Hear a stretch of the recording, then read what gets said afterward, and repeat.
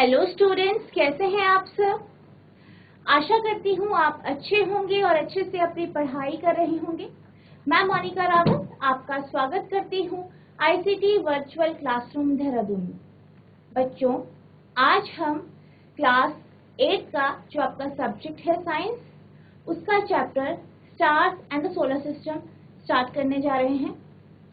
तो बच्चों, अंधेरी रात में जब आप छत में जाते हैं तो आपको आसमान में क्या दिखाई देता है। तो बेसिकली अगर हम बात करें रात की, तो रात के समय में आकाश में या आसमान में आपको टिमटिमाते हुए तारे और चांद दिखाई देते। वहीं अगर हम बात करें दिन की, तो दिन में आपको कोई भी तारा नहीं दिखाई देता, आपको सिर्फ सूर्य दिखाई देता। इस तरीके से अगर हम बात करें शहरों की, तो आप जब शहरों में होते हो या आप शहर में रहते हो, तो जब आप आसमान में रात को देखते हो तो आपको जो है आसमान उतना क्लियर नहीं दिखाई देता। लेकिन अगर हम बात करें दूर दराज के इलाकों की या गांव की, तो वहां आपको आसमान बहुत ही क्लियर दिखाई देता है, जहाँ पे आपको तारे चांद दिखाई देते हैं। तो जो ये तारे चांद होते हैं, इनको हम खगोलीय पिंड या सेलेस्टियल बॉडीज कहते हैं। The stars, the planet, the moon and many other objects in the sky are called celestial objects. तारे, ग्रह, चंद्रमा तथा आकाश के बहुत अन्य पिंड खगोलीय पिंड कहलाते। यानी कि जब हम आसमान में देखते हैं तो हमें तारे दिखाई देते हैं, चांद दिखाई देते हैं, प्लैनेट्स होते हैं और बहुत सारे अलग अलग पिंड होते हैं। इन सभी पिंडों को हम खगोलीय पिंड यानी सेलेस्टियल ऑब्जेक्ट्स कहते हैं। अब अगर हम बात करें इन खगोलीय पिंड की, जैसे कि मैं आपको बता रही थी कि जब आसमान बिल्कुल क्लियर होता है, बिल्कुल साफ होता है, वहीं आपको खगोलीय पिंड दिखाई देते, जैसे कि गांव में। अब अगर हम बात करें इन खगोलीय पिंडों की, यानी जो आपके ये ऑब्जेक्ट्स है, एस्ट्रोनॉमिकल ऑब्जेक्ट्स हैं, जो ये आपके सेलेस्टियल ऑब्जेक्ट्स हैं, इनकी जब हम स्टडी करते हैं, इनके बारे में जब हम पढ़ते हैं, तो उसको हम एस्ट्रोनॉमी कहते हैं। क्या कहते हैं? एस्ट्रोनॉमी कहते हैं, यानी खगोलिकी कहते हैं। तो बेसिकली अगर हम बात करें एस्ट्रोनॉमी की, तो एस्ट्रोनॉमी में हम क्या पढ़ते हैं? प्लैनेट्स, स्टार्स यानी जो ग्रह हैं, तारे हैं, इनकी पोजीशन के बारे में पढ़ते हैं। इसके माध्यम से हम फ्यूचर को प्रिडिक्ट करते हैं, यानी भविष्य में क्या होगा ये हम देखते हैं, जिनसे हम बहुत सारे जो है कि आपका जो सीजन है उसके बारे में हम समझते हैं कि क्रॉप्स किस समय बोनी चाहिए, जो आपके फसलें हैं उसे किस समय बोना चाहिए, ये सब हम इसके द्वारा निश्चित करते। We can see many celestial bodies in a clear night. हम रात्रि के स्वच्छ आकाश में अनेक खगोलीय पिंड को देख सकते हैं। The study of celestial objects and associated phenomena is called astronomy, यानी खगोलीय पिंड और इनसे संबंधित परिघटनाओं के अध्ययन को खगोलिकी कहते हैं। तो बेसिकली जैसे कि मैं आपको बता रही थी, जो एस्ट्रोनॉमी होता है यानी खगोलिकी होती है, इसमें हम प्लैनेट, स्टार्स, जो आपके ग्रह है, तारे हैं, उनकी पोजीशंस को हम स्टडी करते हैं। उनसे हम फ्यूचर को यानी जो भविष्य है उसको हम प्रिडिक्ट करते हैं, उसका अनुमान लगा, और इसी के अनुसार जो है पंचांग का निर्माण हुआ है, जो कि हमारे पूर्वजों ने किया है। तो बेसिकली जो पंचांग है, पंचांग भी जो है आपके एस्ट्रोनॉमी के ऊपर बेस है, यानी खगोलिकी के ऊपर ही जो है पंचांग का निर्माण किया जाता है। अब हम बात करते हैं जो हमारा सेलेस्टियल बॉडी है, जो हमारा क्या है, आपकी जो सेलेस्टियल बॉडी है, इसके बारे में हम बात करते हैं। तो सबसे पहले हम चंद्रमा यानी मून के बारे में बात करें। तो आपने रात को, यानी जब अंधेरी रात रहती है, उसमें आपने देखा होगा आपको आसमान में चांद दिखाई दे। अब अगर हम बात करें चांद की यानी चंद्रमा की, अगर हम बात करते हैं यानी मून की बात करते हैं, तो हम ये देख सकते हैं कि जो चंद्रमा है वो आपको रात को दिखाई देता है, और हर दिन के अनुसार, यानी अगर आप हर दिन ऑब्जर्व करेंगे तो आपको चंद्रमा की जो शेप है, उसका जो आकार है, वो बदलता हुआ दिखाई देता। तो इस फिनोमेना को समझने के लिए आप एक एक्टिविटी करेंगे, आपको एक क्रियाकलाप करना है। आपको क्या करना है, आपको जो पूर्णिमा है, ठीक है, यानी फुल मून डे है, वहां से आपको हर रात को चंद्रमा की जो आकार है उसे ऑब्जर्व करना है कि चंद्रमा के आकार में क्या चेंजेस आ रहे हैं, और फिर उसको हर रोज नोट डाउन करना है।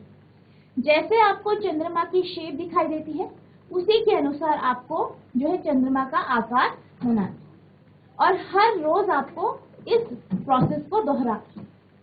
अब क्या होगा, बेसिकली जब आप हर रोज 15 दिन तक, मतलब आपको 15 दिन तक जब आप रोज पूर्णिमा से चांद के आकार को ऑब्जर्व करोगे, उसको देखोगे, उसका अवलोकन करोगे, तो आप क्या देखोगे कि आपको चंद्रमा का जो आकार है वो घटता हुआ दिखाई दे।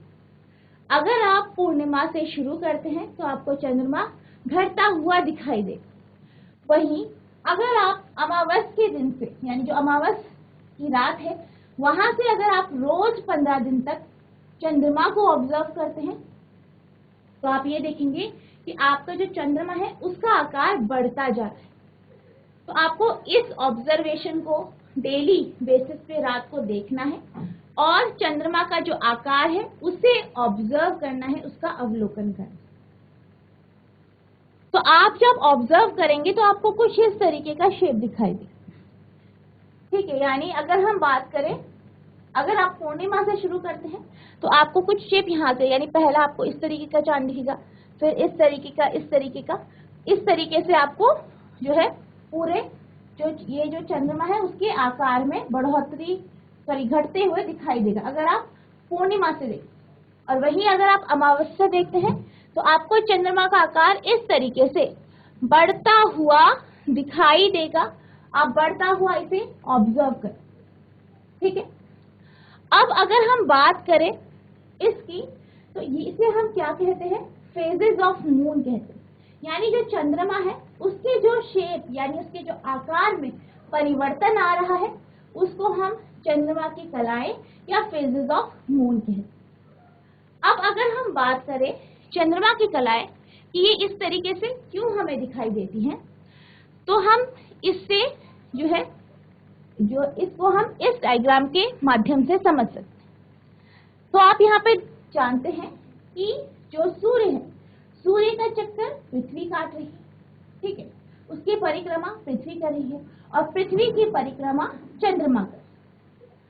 तो क्या होता है, हर दिन के अनुसार जो चंद्रमा की पोजीशन है, उसकी जो स्थिति है उसमें बदलाव आता है। अब इस बदलाव को हम यहाँ पे समझ सकते हैं। आप यहाँ पे देख सकते हैं ये क्या है, अर्थ है, यानी पृथ्वी है, और चंद्रमा क्या है, पृथ्वी के चारों ओर क्या कर रहा है, उसकी परिक्रमा कर रहा है, उसके चारों ओर घूम रहा है। अब पृथ्वी जो है, जो चंद्रमा है वो पृथ्वी के चारों तरफ घूम रहा है, उसकी परिक्रमा कर रहा है। अब यहाँ पे क्या है, सूर्य है। अब आप ये जानते हैं कि जो मून होता है, यानी चंद्रमा जो होता है, इसकी अपनी लाइट या इसकी खुद का जो प्रकाश होता है वो नहीं होता। ये किसके कारण चमकता है, किसके कारण प्रकाशित होता है, या किसके कारण ये रिफ्लेक्ट या परावर्तित होता है, सूर्य की रोशनी, यानी जो सूर्य का प्रकाश आ रहा है इसकी। तो जैसे कि यहाँ पे क्या है, आपका सन है, और सन क्या दे रहा है, सनलाइट, यानी सूर्य अपना प्रकाश दे रहा है। ये पृथ्वी है, और पृथ्वी के चारों तरफ जो चंद्रमा है वो क्या कर रहा है, परिक्रमा कर। अब क्या होता है, हमें चंद्रमा का वो हिस्सा दिखाई देता है जो सनलाइट से, यानी सूर्य के प्रकाश से रिफ्लेक्ट होता है, यानी परावर्तित होता है। अब यहाँ पे क्या हो रहा है, हर दिन चंद्रमा की स्थिति बदल रही। अब जैसे कि सपोज यहाँ पे सन है, यहाँ से सनलाइट पड़ रही है, यहाँ पे क्या है, आपका सूर्य है, यहाँ से सूर्य का प्रकाश पड़ रहा है, बीच में आपका मून आ गया, चंद्रमा आ गया, और यहाँ पे क्या है, पृथ्वी है। अब आप ये जानते हैं सूर्य का प्रकाश इस तरीके से पड़ेगा, ठीक है, इस तरीके से पड़ेगा। अब ये मून है, मून बीच में आ गया, चंद्रमा बीच में आ गया। अब चंद्रमा जब बीच में आ गया तो इसका कोई भी हिस्सा पृथ्वी पे परावर्तित होता दिखाई नहीं दे, जिस कारण जब चंद्रमा सूर्य और पृथ्वी के बीच में होगा तो अमावस यानी न्यू मून डे होगा, यानी अमावस का दिन होगा। अब क्या कर रहा है, चंद्रमा जो है परिक्रमा कर रहा है। अब उसने अपनी पोजीशन चेंज करी, पोजीशन चेंज हुई, स्थिति इसने बदली। यहां से सूर्य का प्रकाश पड़ा, सूर्य का प्रकाश किस पे पड़ा, चंद्रमा पे। चंद्रमा का कुछ हिस्सा, कुछ भाग रिफ्लेक्ट हुआ, परावर्तित हुआ, जो पृथ्वी से दिखाई दिया। और वो हिस्सा जैसे कि आप यहाँ पे देख सकते हैं, सपोज इतना हिस्सा जो है रिफ्लेक्ट हो, आपको जो यहाँ पे व्हाइट या सफेद रंग का दिख रहा है, इतना हिस्सा जो है सूर्य की प्रकाश के कारण चंद्रमा का इतना हिस्सा परावर्तित हुआ, रिफ्लेक्ट हुआ। और हमने पृथ्वी से देखा, अवलोकन किया, ऑब्जर्व किया, तो हमें इतना हिस्सा दिखाई। अब क्या हुआ, अब घूमा, यानी जो आपका ये मून है वो फिर रोटेट हुआ, अब इस पोजीशन में आ गया। अब सूर्य तो वहीं पे है, प्रकाश पड़ रहा है, चंद्रमा का आधा हिस्सा ही पृथ्वी से दिखाई दे रहा है। चंद्रमा का आधा हिस्सा ही पृथ्वी की तरफ परावर्तित हो रहा है, रिफ्लेक्ट हो रहा है, जिस कारण चंद्रमा का आधा हिस्सा ही पृथ्वी से दिखाई दे पा। अब फिर ये रोटेट हुआ, इधर गया, यहाँ पे गया, तो क्या हुआ, अब आधे से ज्यादा हिस्सा जो है वो सूर्य के प्रकाश के कारण परावर्तित हो रहा है, पृथ्वी की तरफ रिफ्लेक्ट हो रहा है, जिस कारण पृथ्वी से जो आपका मून है या चंद्रमा है उसका आधे से ज्यादा हिस्सा दिखाई दे। नेक्स्ट पोजीशन में क्या हुआ, फिर घूमा मून। अब अगले दिन क्या हो गया, सपोज यहाँ पे पहुंच गए, यानी चंद्रमा पृथ्वी के दूसरी तरफ पहुंचा। यहाँ पे क्या है, सनलाइट है, यानी यहाँ पे सूर्य है, पृथ्वी है, और यहाँ पे क्या है, चंद्रमा है। अब क्या हुआ, यहां से क्या हुआ, सूर्य का प्रकाश पड़ा, मून का एक हिस्सा रिफ्लेक्ट हुआ और पृथ्वी से दिखाई। अब मून कैसा दिख रहा है, डिस्क की तरह, किसकी तरह, डिस्क की तरह, कुछ इस तरीके से। तो ये जो है, ये जो स्थिति है, इसको हम फुल मून डे यानी पूर्णिमा की जो रात होती है उसकी स्थिति कहते हैं, यानी ये फुल मून डे की क्या है, पोजीशन है, यानी स्थिति। अब इसके बाद चंद्रमा ने फिर रोटेशन किया, उसने फिर से क्या किया, परिक्रमा की, चारों तरफ घूम रहा है, परिक्रमा की, यहाँ पहुंचा। यहाँ पे क्या हुआ, आधे से ज्यादा हिस्सा फिर रिफ्लेक्ट हुआ, पृथ्वी से उतना हिस्सा दिखाई दिया। हमें पृथ्वी से जो है चंद्रमा का जो शेप है, चंद्रमा का जो आकार है वो इतना दिखाई दे, जितना आपको यहाँ पे सफेद रंग से दिखाई दे। फिर चंद्रमा इस पोजीशन में आया, इस स्थिति में आया। यहाँ पे चंद्रमा का आधा हिस्सा जो है रिफ्लेक्ट हुआ, परावर्तित हुआ, और इसका जो है आधा हिस्सा ही हमें पृथ्वी से विजिबल हुआ, यानी दिखाई। फिर इस पोजीशन में आया, यहाँ पे क्या हुआ, यहाँ पे चंद्रमा का छोटा सा हिस्सा ही जो है पृथ्वी की तरफ रिफ्लेक्ट हो रहा है, किसके कारण, सूर्य के प्रकाश के कारण, जिस कारण एक क्रीसेंट मून हमें दिखाई दे। और फिर से पहली पोजीशन में आ जाएगा चंद्रमा, यानी सूर्य और पृथ्वी के बीच में, जब हमें न्यू मून डे मिले। तो इस तरीके से ये साइकिल हर दिन जो होती है चलती रहती है, क्योंकि मून जो है, चंद्रमा जो है, उसकी पोजीशन, उसका जो स्थिति है वो बदलती रहती है, जिस कारण उसका अलग अलग दिन अलग अलग भाग रिफ्लेक्ट होता है, या जो उसकी शेप होती है या उसका आकार जो होता है वो बदलता रहता है, क्योंकि जो रिफ्लेक्शन का पार्ट है, यानी वो भाग जो परावर्तित हो रहा है, वो धीरे धीरे करके बढ़ या घट रहा है। अब हम बात करते हैं फुल मून डे की, यानी पूर्णिमा की। तो अगर हम पूर्णिमा की बात करें तो the day on which the whole disc of moon is visible is known as full moon day, यानी वह दिन जिसमें हमें जो आपका चंद्रमा है वो पूर्ण चक्रिक, उस दिन जब चंद्रमा हमें पूर्ण चक्रिका दिखाई देती है, यानी चंद्रमा का जो है पूरा एक डिस्क की तरह हमें दिखाई देता है, उसको हम पूर्णिमा कहते हैं। तो पूर्णिमा में हमें चांद कुछ इस तरीके से दिखाई देता है, यानी पूरा गोल दिखाई देता है इस तरीके से। और अगर हम बात करें पूर्णिमा की यानी फुल मून डे की, तो उसमें क्या स्थिति होती है चंद्रमा की? जो आपकी पृथ्वी होती है वो चंद्रमा और सूर्य के बीच में इस तरीके से आ जाए। अब यहाँ पे आप देख सकते हैं ये क्या है, सन है यानी सूर्य है, पृथ्वी आपकी बीच में आ गई और मून यानी चंद्रमा इधर आ। अब इसमें क्या होता है, चंद्रमा का, जैसे कि चंद्रमा एक गोले के जैसा है, स्फेरिकल है, तो इसका जो है एक हिस्सा जो होता है जो कि रिफ्लेक्ट होता है, जो भाग परावर्तित होता है वही हमें दिखाई देता है। और ये कैसा होता है, इस तरीके का गोल डिस्क की शेप का होता है।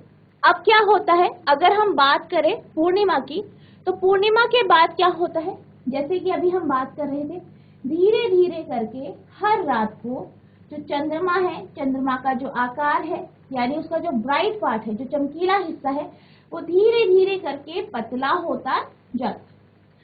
Thereafter, every night, the size of the bright part of the moon appears to become thinner and thinner. इसके पश्चात प्रत्येक रात्रि को चंद्रमा का चमकीला भाग घटता चला जाता है। अब अगर हम बात करें पूर्णिमा से 15 दिन बाद, यानी पूर्णिमा से 15 दिन बाद जब हम चंद्रमा को देखते हैं, उसको ऑब्जर्व करते हैं, तो हम क्या देखते हैं कि हमें चंद्रमा दिखाई नहीं देता, हमें कुछ इस तरीके से दिखाई देता है, ठीक है, यानी हमें चंद्रमा दिखाई नहीं देता।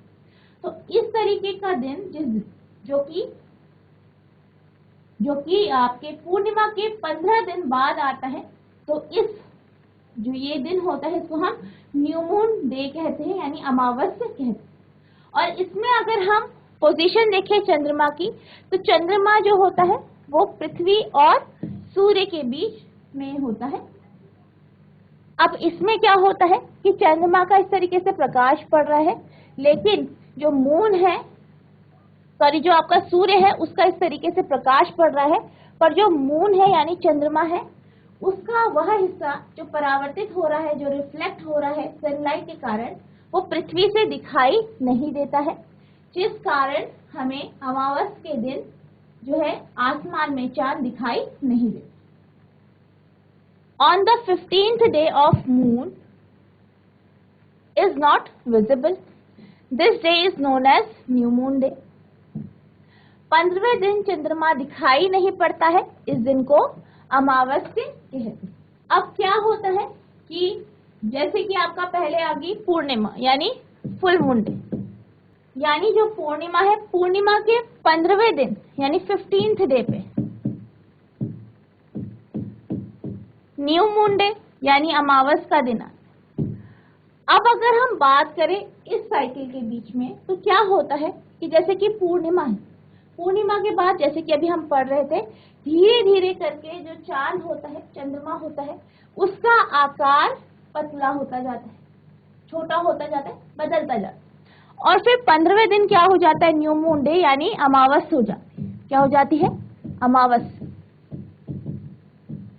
अब अमावस्या के बाद क्या होता है, फिर 15 दिन बाद क्या होता है, फुल मून डे यानी पूर्णिमा।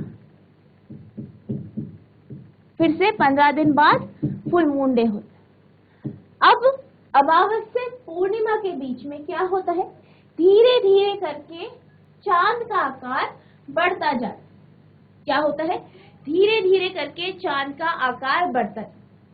तो इस समय क्या होता है, जैसे कि धीरे धीरे चंद्रमा का आकार बढ़ रहा है, तो एक दिन या एक रात ऐसी होती है जिसमें आपको चांद की जो शेप है यानी चंद्रमा का जो आकार है कुछ इस तरीके का दिखाई देता है।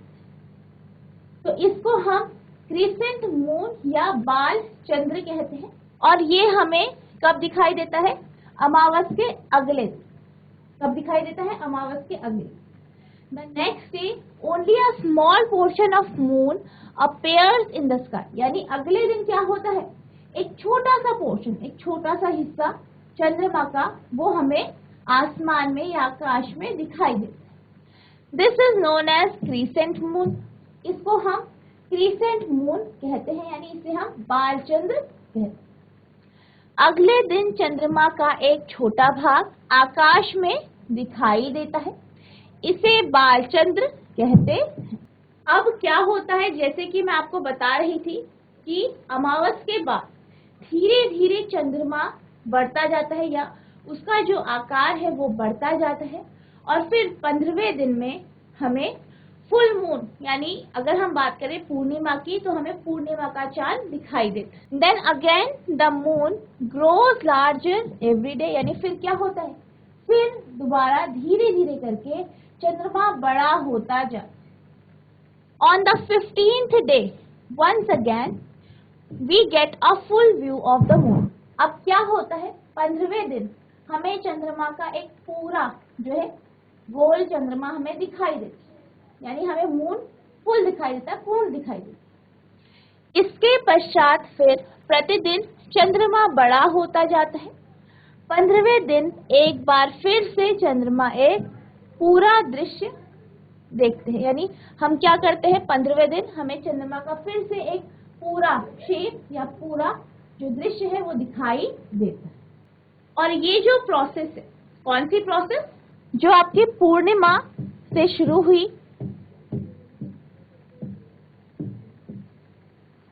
और फिर आपकी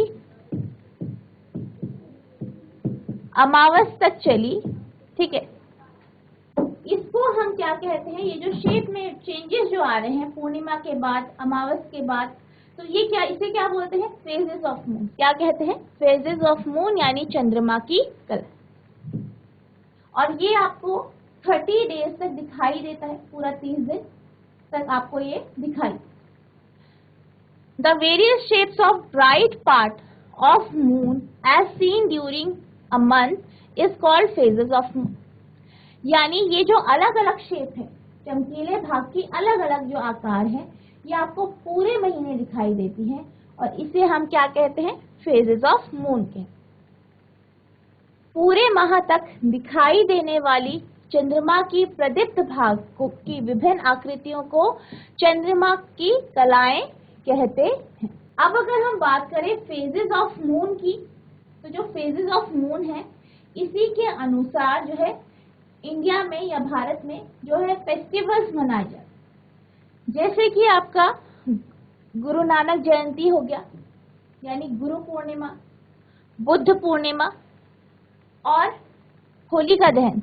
तो ये जो आपके फेस्टिवल है इनको हम फुल मून डे यानी आप पूर्णिमा के दिन मनाते। इसी तरीके से अगर हम बात करें दिवाली की, तो दिवाली को हम अमावस्या को यानी न्यू मून डे को मनाते हैं। तो यानी जो हमारे फेस्टिवल्स हैं वो भी जो आपके फेजेस ऑफ मून है, चंद्रमा की कला है, इन्हीं के अनुसार हम मनाते हैं।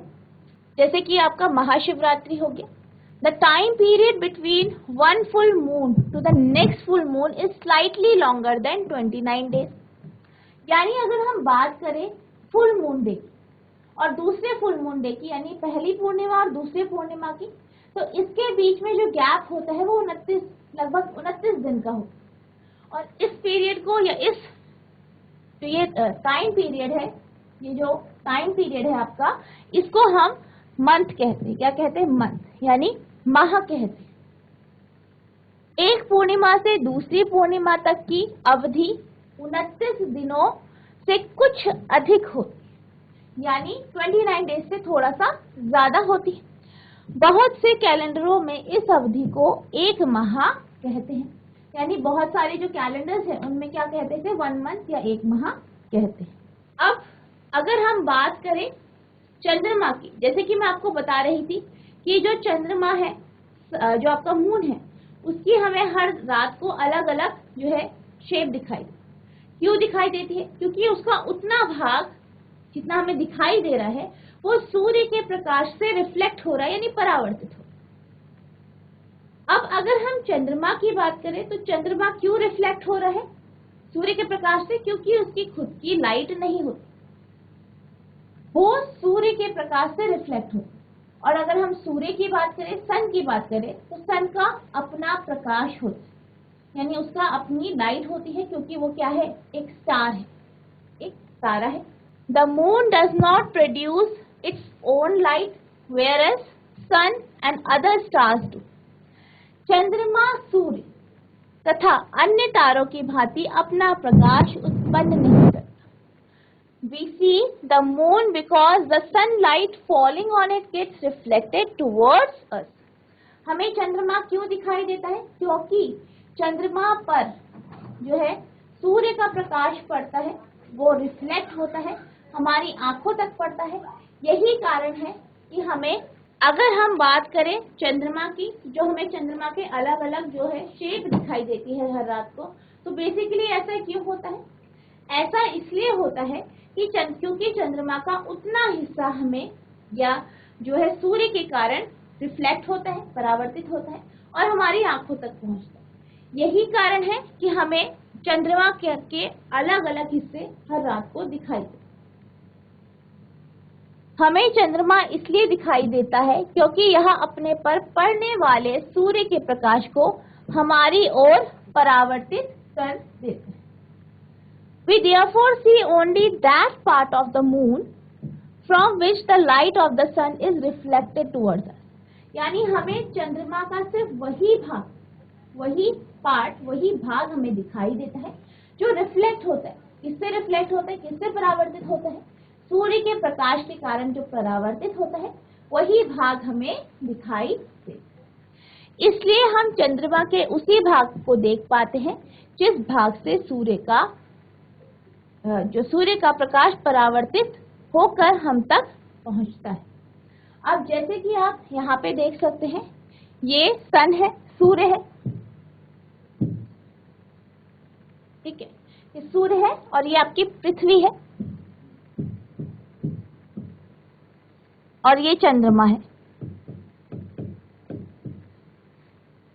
अब सूर्य क्या है? एक तारा है।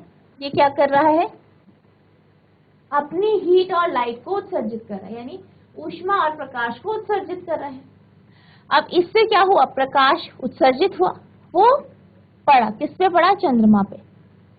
अब पृथ्वी के जिस हिस्से पे वो पड़ा वहां पे दिन हो गया, ठीक है। जिस हिस्से पे वो नहीं पड़ा, पीछे का जो हिस्सा है, वहां रात हो गई। अब सूर्य का जो प्रकाश है वो चंद्रमा पे भी पड़ रहा है, तो चंद्रमा पे जब पड़ रहा है तो उसका इतना जो हिस्सा है, यानी उसका जो आधा हिस्सा है, वो सूर्य के प्रकाश के कारण परावर्तित हो रहा है, यानी रिफ्लेक्ट हो रहा है।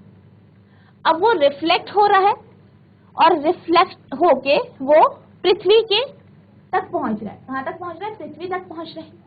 अब जिस हिस्से में नाइट है यानी रात है, पृथ्वी के जिस हिस्से में रात है, वहां पे चंद्रमा का ये जो हिस्सा है, यानी जो ये आधा हिस्सा है जहां से जो है सूर्य का प्रकाश रिफ्लेक्ट हो रहा है यानी परावर्तित हो रहा है, वो यहाँ से दिखाई देता है। वहीं अगर हम बात करें दिन की, यानी वह हिस्सा जहाँ पे दिन है, वहां पे हमें जो है चंद्रमा साफ तौर पे दिखाई नहीं देता। क्यों नहीं देता है? क्योंकि यहाँ पे क्या है? सूर्य का प्रकाश पड़ रहा है, जिस कारण जो है चंद्रमा हमें विजिबल नहीं हो पाता। तो यानी कि अगर हम बात करें चंद्रमा की, तो चंद्रमा का हमें वही हिस्सा दिखाई देता है जो रिफ्लेक्ट होता है, यानी हमें चंद्रमा पूर्ण तरीके से पृथ्वी से दिखाई नहीं देता, उसका एक हिस्सा ही हमें दिखाई देता। और जब चंद्रमा की स्थिति यानी जो उसकी पोजीशन है वो बदलती रहती है, उसी के अनुसार जो है उसके अलग भाग, यानी जो उसका भाग है उसमें परिवर्तन आता रहता है। जो रिफ्लेक्ट हो रहा है भाग, उसमें बदलाव आता रहता है और उसी के अनुसार हमें पृथ्वी से चंद्रमा का जो आकार है वो हर दिन बदलता हुआ दिखाई देता। अब अगर हम फेजेस ऑफ मून की बात करें, यानी चंद्रमा की कलाएं, तो इसको समझने के लिए हम एक एक्टिविटी करेंगे। तो आपको क्या करना है? एक लकड़ी लेनी है, ठीक है, उससे एक धागे को इस तरीके से बांधना है और एक उसमें निशान बनाने के लिए दूसरी लकड़ी या आप चौक भी ले सकते हैं, आपको लेना है। और 2 मीटर का आपको क्या करना है? एक सर्कल ड्रॉ करना है, यानी एक सर्कल बनाना। अब आपको क्या करना है? अब आपको क्या करना है? एक इस तरीके से एक बॉल लेनी है, कोई बॉल ले सकते हैं आप। उसका एक हिस्सा आपको काले रंग से पेंट कर देना है और दूसरा हिस्सा सफेद रंग से पेंट कर देना है, इस तरीके से। अब आपको क्या करना है? आप बीच में खड़े होंगे और आपको अपनी फ्रेंड को बोलना है कि वो इसको पकड़े, ठीक है, और आपको एक और काम करना है, जब आप इस सर्कल को बनाएंगे तो यहाँ पे आपको 8 जो है मतलब पॉइंट्स बना देने और वो बराबर दूरी पे होने चाहिए। अब आपको क्या करना है, अपने फ्रेंड को बोलना है, आप बीच में खड़े होंगे और अपने फ्रेंड को बोलेंगे कि आप इस बॉल को पकड़िए हर एक पोजीशन, ठीक है। अब वो हर एक पोजीशन में आपकी तरफ, यानी उसका जो चेहरा है वो आपकी तरफ होना चाहिए, इस तरीके से वो जो है उस बॉल को पकड़ेगी। अब आप क्या ऑब्जर्व करेंगे कि आपकी तरफ जब वो इस तरीके से 8 पॉइंट में, इस तरीके से जो 8 पॉइंट है, 8 बिंदु हैं, वहां पे वो खड़ी होगी, बॉल को पकड़ेगी, तो आपके सामने जो है इस बॉल का अलग अलग हिस्सा आपके सामने आएगा। किसी टाइम आपको पूरा का पूरा जो सफेद हिस्सा है वो आपके सामने आएगा, किसी टाइम पूरा का पूरा काला हिस्सा, कभी आपको आधा सफेद आधा काला, इस तरीके से अलग अलग जो हिस्से हैं वो आपको दिखाई दे। तो इससे हम जो है मून के जो अलग अलग जो है पोजीशन के कारण, यानी अलग अलग स्थिति के कारण जो हमें चंद्रमा के अलग अलग आकार दिखते हैं, उसको हम इस तरीके से समझ सकते हैं। तो बेसिकली आप इस तरीके से, जैसे कि मैंने आपको बताया, इसी तरीके से आप इसको समझेंगे। इस तरीके से आपको क्या होगा कि जब आप ऑब्जर्व करेंगे तो आपको इसी तरीके से चंद्रमा का जो आपने बॉल ली है, ठीक है, जो बॉल ली है उसका जो है अलग अलग इस तरीके से आपको हिस्सा आपके सामने नजर आए। अब हम न्यू मून और फुल मून डे की बात करते हैं। तो जैसे कि मैं अभी आपको बता रही थी कि जो न्यू मून डे होता है, यानी अमावस का दिन, तो उसमें क्या होता है, चंद्रमा बीच में आ जाता है पृथ्वी और सूर्य के, और क्या होता है, सूर्य जो है, सूर्य का प्रकाश चंद्रमा पे पड़ रहा है। अब जब वो चंद्रमा पे पड़ता है तो उसका जो भाग पृथ्वी की तरफ है वहां पे सूर्य का प्रकाश पहुंच नहीं पाता है, जिस कारण वो भाग रिफ्लेक्ट यानी परावर्तित नहीं हो पाता है और हमें रात को, यानी अमावस की रात को चंद्रमा दिखाई नहीं देता। वहीं अगर हम पूर्णिमा की बात करें तो पूर्णिमा में क्या होता है, पूर्णिमा में जो चंद्रमा है वो पृथ्वी के दूसरी साइड आ जाता है, यानी पृथ्वी जो है वो चंद्रमा और सूर्य के बीच में आ जाती है। अब इसमें क्या होता है, सूर्य यहाँ से क्या कर रहा है, प्रकाश को उत्सर्जित कर रहा है, बीच में पृथ्वी आ गई। अब पृथ्वी की तरफ जो चंद्रमा का भाग है उस पर लाइट पड़ रही है, उस लाइट के कारण चंद्रमा का ये भाग रिफ्लेक्ट हो रहा है, यानी परावर्तित हो रहा है, जिस कारण पृथ्वी से चंद्रमा हमें इस तरीके से गोल दिखाई दे। तो ये पोजीशन है, ये स्थिति है चंद्रमा, सूर्य और पृथ्वी की जब अमावस्या होती है और जब पूर्णिमा। तो ये जो स्थिति है, इसके कारण जो अलग अलग शेप आते हैं चंद्रमा के, उसे हम फेजेस ऑफ मून कहते हैं। तो अगर हम बात करें फेजेस ऑफ मून, यानी जो ये चंद्रमा की कलाएं हैं, तो ये हमें हर दिन दिखाई देती है, और एक ये जो साइकिल होती है ये 15 दिन में जो है, जैसे कि जो आपका अमावस है, अमावस से 15 दिन बाद पूर्णिमा आती है, तो पूर्णिमा के 15 दिन बाद आपका अमावस आती है। तो इस तरीके से ये साइकिल चलती है, और ये किसके कारण है, चंद्रमा के पृथ्वी के चारों तरफ परिक्रमा करने के कारण। अब अगर हम पृथ्वी की बात करें तो जो पृथ्वी है, पृथ्वी भी अपनी एक्सिस में क्या कर रही है, घूर्णन कर रही है कुछ इस तरीके से, और चंद्रमा क्या कर रहा है, इसके चारों तरफ घूम रहा है, जिसके कारण क्या हो रहा है, चंद्रमा की कलाएं बन रही है, फेजेस ऑफ मून जैसी परिघटना हमें दिखाई दे।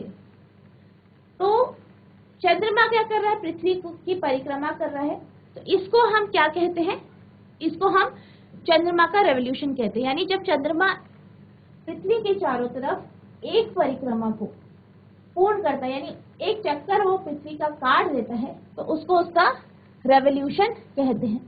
और जब वो अपनी ही एक्सिस में, जैसे कि पृथ्वी घूम रही है, आपको चंद्रमा भी इसी तरीके से घूमता हुआ दिखाई दे रहा होगा, तो इसको हम क्या कहते हैं, रोटेशन कहते हैं, यानी घूर्णन कहते हैं। तो जैसे कि पृथ्वी घूर्णन करती है, रोटेशन करती है, रेवोल्यूशन करती है, इसी ही तरह चंद्रमा भी रोटेशन और रेवोल्यूशन करता है। The moon completes one rotation on its axis as it complete one revolution around the earth. चंद्रमा पृथ्वी की एक परिक्रमा पूरा करने में अपने अक्ष पर एक घूर्णन पूरा करता है। यानी जब चंद्रमा एक परिक्रमा को पूरा करता है उतने में वो क्या करता है, अपने अक्ष पे यानी अपने एक्सेस पे एक घूर्णन को पूरा करता है, एक रोटेशन को कंप्लीट करता है। तो बच्चों, आज हमने सेलेस्टियल बॉडीज क्या होती हैं, खगोलीय पिंड क्या होते हैं, ये समझा। आई होप आपको समझ में आ गया होगा। हमने चंद्रमा के बारे में समझा, फेजेस ऑफ मून देखा, ये भी आपको समझ में आ गया होगा। तो बच्चों, आज के लिए बस इतना ही। मिलते हैं हम नेक्स्ट सेशन में। तब तक के लिए thank you and have a nice day.